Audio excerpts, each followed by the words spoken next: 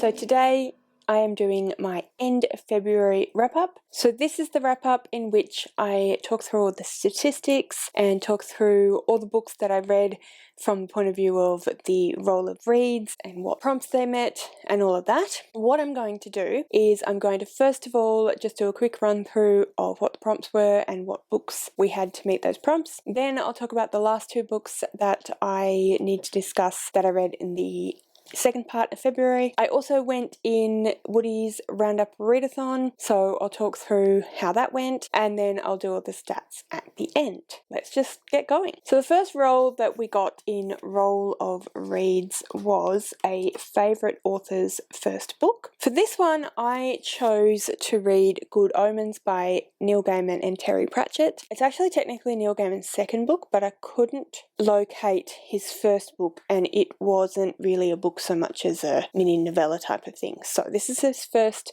full-length novel that he wrote. He did write it with Terry Pratchett, who had written many books before that, but I still think it counts. It's my game, so I decided it would. So I've talked about this and how I felt about the book and everything in my mid-month wrap-up, so if you want all of those things, then I will link that in the eye and in the description below. But yeah, that was the first book I read. Then I had male author. Now, I have male author and female author as prompts, but I sort of realised that I didn't have non-binary as a prompt, and it seemed like that was not ideal. And I also thought that realistically, why be gendered? I don't necessarily know how a person feels about their gender or lack thereof status, so I decided to take it out because both of those out because it just didn't feel right to me. But anyway, for that prompt I read Way of Kings by Part 1 by Brandon Sanderson. The next prompt that I have was the gift or from a subscription box, which I actually rolled a 20 for that, so 20 means that I can switch out for another book if I want to. So I decided to replace that with my buddy read of A Curse So Dark and Lonely with Connor. Then the next prompt that I had was Rowan picks, and for that I decided to read The Lies of Loch Lamora. Well, I shouldn't say I decided. Rowan decided for me that I should read The Lies of Loch Lamora. This is one of his absolutely all-time favourite books, and he told me quite a long time ago that I should read this book, and it took me a while to get there, but I got there in the end. I read it, I loved it. Like I said, if you want to know my thoughts on that, go to my mid-month wrap-up. It's all there. Next up, we got another BookTubers TBR game. So for this one, I went over to Cody from Cody's Book Corner, I believe. Her channel is linked in the description below, as is everybody's YouTube channel that I talk about in this video. The first spin of her Wheel of TBR game that she did came up with a translated, my brain kept trying to tell me illustrated, but I knew that was incorrect, translated book. So for this one I decided to read Anxious People by Frederick Buckman, and then I did roll a punishment because I wasn't certain whether I would end up needing one, which I ended up that I did need one. So for that I got mentioned in the Gilmore Girls, and for this one I decided to read The Time Traveller's Wife by Audrey Niffinger. Again, if you want to know my thoughts on this, then go to my mid-month wrap-up, which, as I said, is linked in the eye and in the description. Those are all the books that I read in the month of February and all the prompts that they met. Most of the books that I read in February I actually talked about in my mid-month wrap-up, so there you go. I do, however, have two books that I would like to talk about in this wrap-up.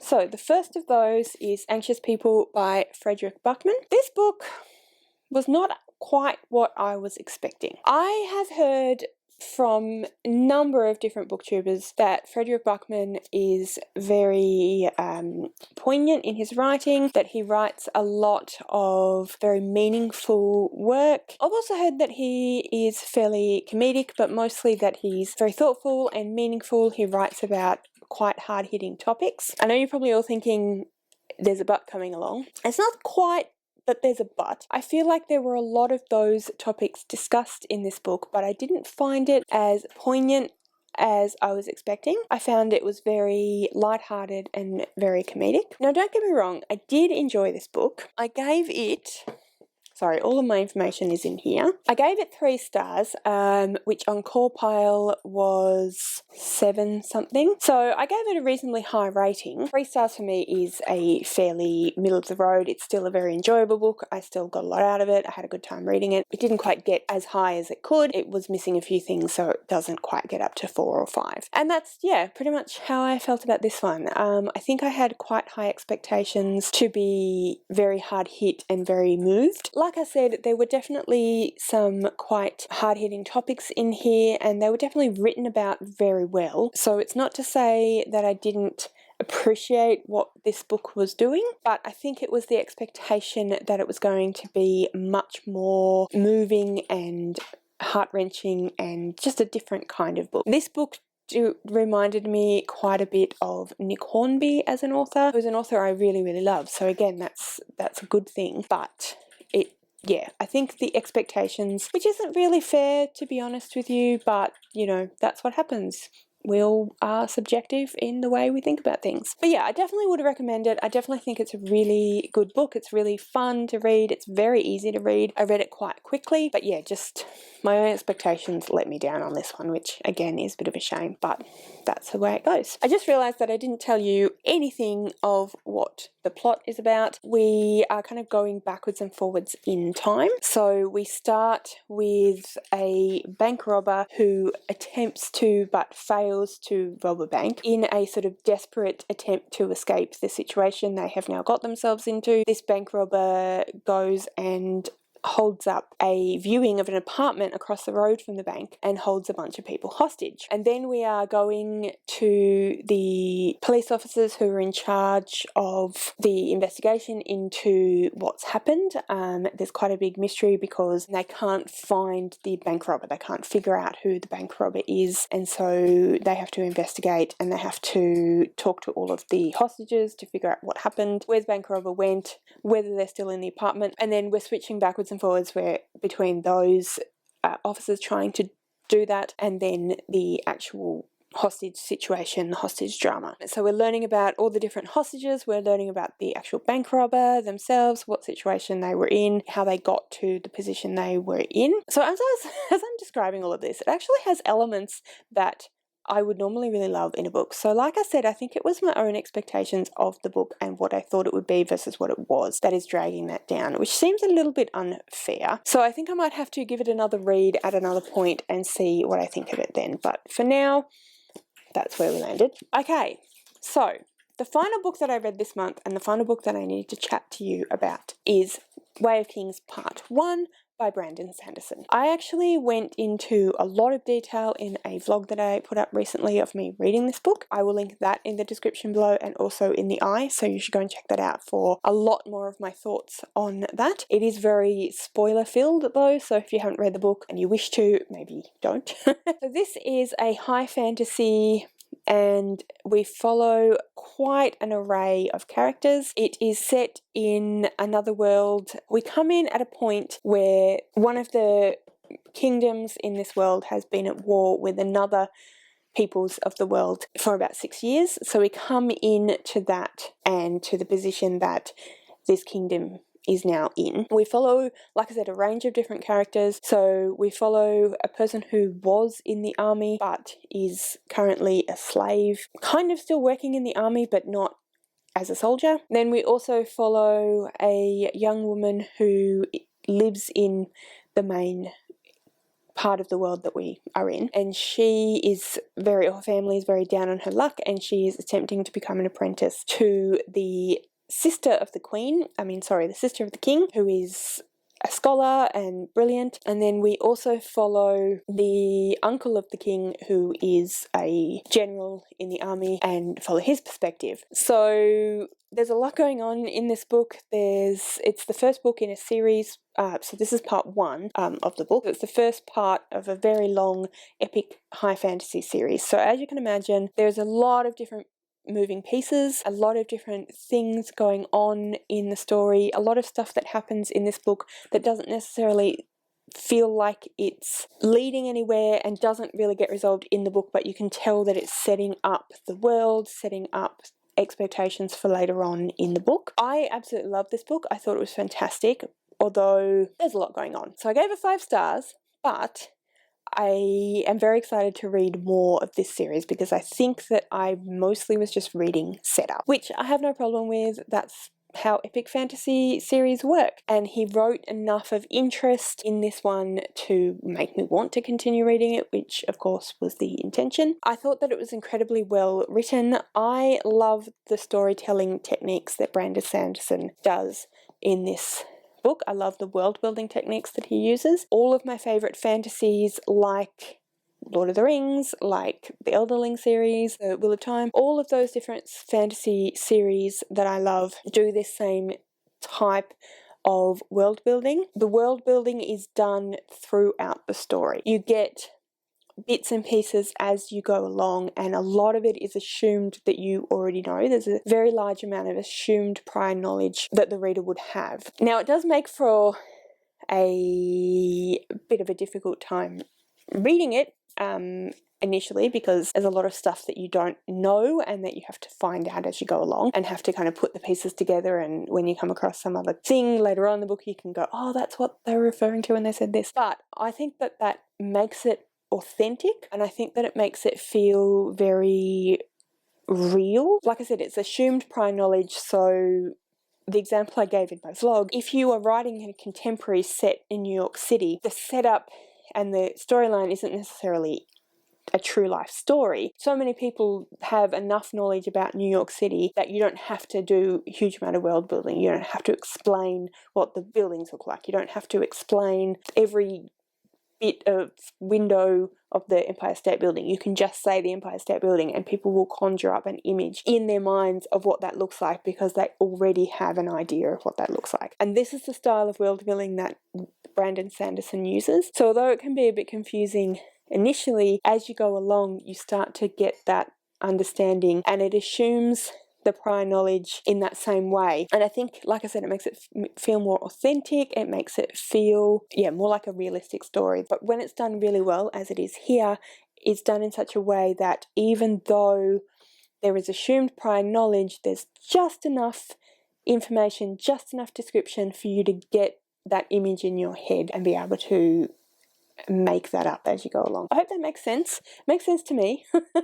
So I hope that it makes sense to you. But 5 stars. I have to say though, even though I did absolutely love The Way of Kings Part 1, I actually slightly preferred The Lies of Loch Lamora by Scott Lynch. So this was my favourite book of the month, and that is because it's just really fun in a way that this is interesting and well written and lots of stuff going on. You can tell that it's leading to something amazing, but this is just all of those things, but is also just really fun and really easy to read from that perspective. My other favourite book of the month was Good Omens. It is an old favourite of mine. I think that it will always be a favourite of mine. Every time I read it, I absolutely love it. This time around, I did actually listen to it on audiobook and it was fantastic, and so always be a favourite. My least favourite of the month was Anxious People. Having said that, like I said before, it was a middle of the road book. I didn't hate it, it just didn't measure up. I had a lot of amazing books that I absolutely loved, 4s and 5 stars all the way, so what a great month to have, really. The worst book of the month being a 3-star. Pretty amazing. Okay, so now I want to talk you through Woody's Roundup Readathon and what prompts the books were for that. So as I have said in my February roll of reads, I was very low-key going in this one, so I wasn't too worried about it, but I did actually manage to end up reading all of the books that were in Team Sunnyside Day Care. I didn't steal any books from Andy's, which is what I could have done, but I did read all the books that were specifically for Team Sunnyside Day Care. So the first one was Lotso, and for that I needed to read a book that I had forgotten about. So the book that I'd forgotten about was The Lies of Loch Lamora. This is kind of a little bit of a stretch because I hadn't really forgotten about the book, but I'd kind of forgotten that I needed to read it and that Rowan had wanted me to read it, so stretching that one a little bit, but anyway, that's for Lotso. Then I had Ken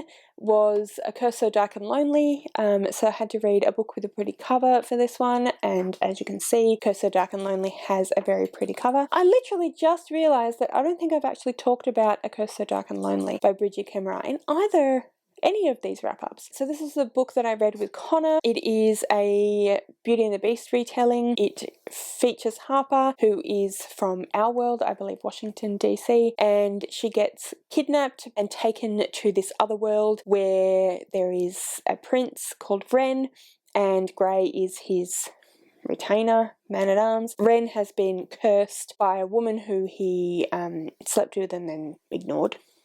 So she cursed him, and the curse is that he has to have a woman fall in love with him by the end of that cycle of the curse, or the cycle restarts and the whole thing starts over again. So when Harper turns up, this is the situation she turns up into. So Harper is a lot more than anyone bargained for. She is very fierce, very kind of kick-ass, really, and the story is about how she is part of this story, and Wren tells her that what's happening, and she starts to build a relationship with him, etc.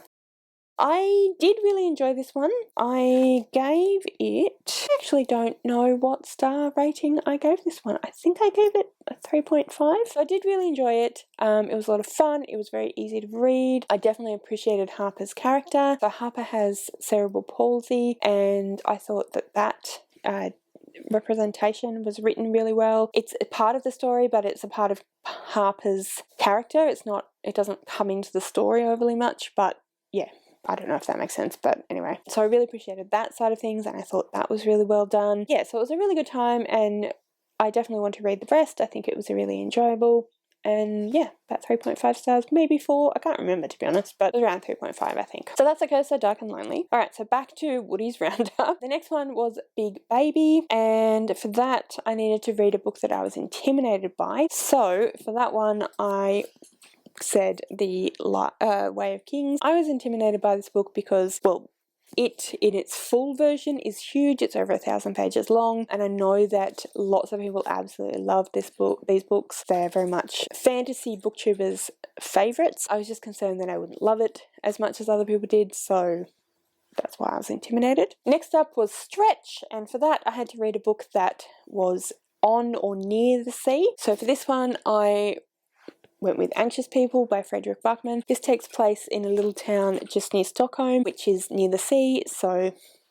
Okay, the next one was Monkey, and for this I had to read an audiobook or a book with a loud cover. So I am going to say Good Omens for this one because I did listen to this on audiobook. Technically I actually listened to a radio play rather than audiobook, but I'm going to count it because I've read this book so many times that I didn't feel anything was lacking in that experience, and I thought it was a great experience, so there's that one. And then for Barbie I had to read a book that I had unrealistic expectations for, and I'm going to go with The Time Traveller's Wife by Audrey Niffinger. I had unrealistic expectations for this one because it was a favourite of mine like 15 years ago when I first read it. I still really enjoyed it, but I'm not 100% sure if it's still as much of a favourite as it once was, and I had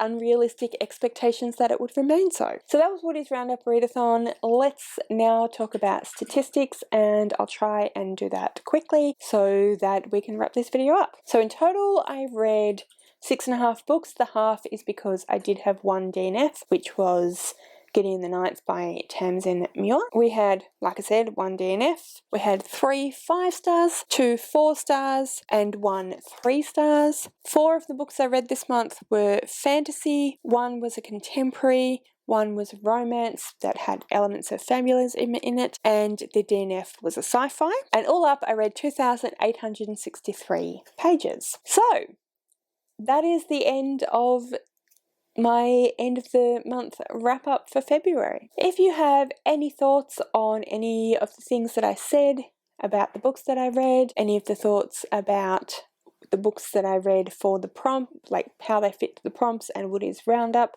anything like that, then please comment below and let me know. I would love to have a chat with you about that. Also, let me know what books you read and what you thought of them. That would be fantastic as well. If you would like to leave a comment but you don't know what, you can leave me an emoji, as it is now March, and that means for me in Australia it is the beginning of autumn.